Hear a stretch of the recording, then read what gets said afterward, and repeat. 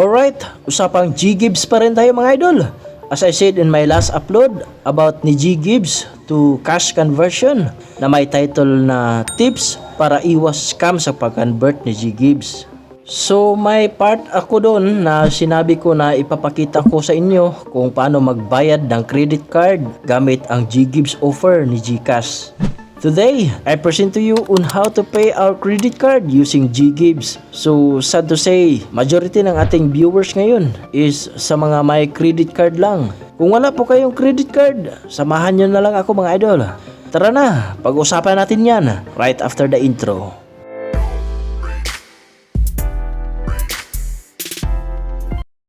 Bago nga pala tayo mag-umpisa, sa hindi pa po nakakakilala sa akin, ako nga pala si Jujo, your host aka Farmer Boy TV from Bohol.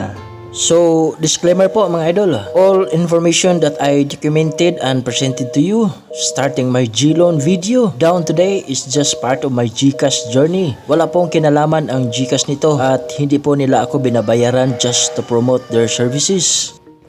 At dahil si G-Gibbs ang ating gagamitin sa pagbayad, buksan lang ang inyong GCash account or GCash apps. Then after that, dito tayo sa bill. Dito sa bill, sa baba makikita natin si credit card. Pindutin nyo yan.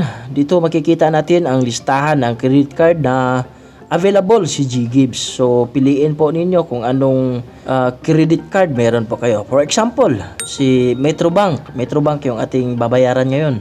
Take note po, ang posting period niya ay 3 business days. I-check nyo yan kung posting na within 3 business days. So, enter nyo lang kung anong amount ang gusto nyong bayaran. Example po, 999 yung aking ibabayad. Plus, may 10 pesos na charge. So, sa baba, enter nyo ang credit card number. Ang email address naman po is optional. Then after that, para ma-process, i-check lang ang box na to. Sunod naman ay mapunta tayo sa payment source. Dito may dalawang option na nag-reflect, si GCash at si G-Gibbs. By the way, ang 30k na G-Gibbs offer na to is sa isa naming account dahil yung isa ay hindi ko inavail at binawi ni GCash yung 18,000. Anyway, pindutin lang natin itong si G-Gibbs. Next ay pipili ka lang dito kung anong gusto mong installment plan. 6 month ba? 9 months? 1 year? Ang interest rate naman nito is depende po sa mapili mong installment plan.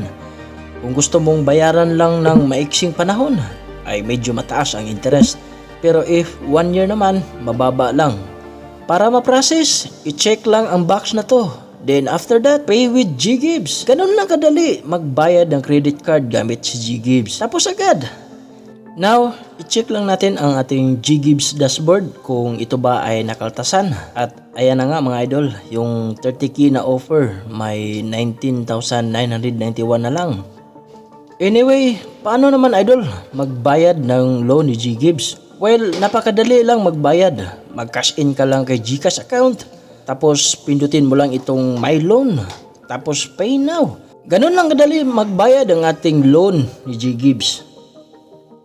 Alright, after 2 days, ito na po yung resibo na na-posted na yung ating binayad na 9999 galing kay G-Gibbs. Which mean na legit talaga siya. So, I hope na nasundan po ninyo kung paano magbayad ng credit card gamit si G-Gibbs. Sana po ay may nakuha kayong kunting idea about ni G-Gibbs. So, dito na lang yung aking video. Kung ikaw po ay napadaan sa aking munting channel, I really appreciate if you leave your like, comment, or even subscribe. If ayaw mo naman, wala naman pong problema dyan. So, dito lang yung aking video. See you po on my next video. Bye-bye!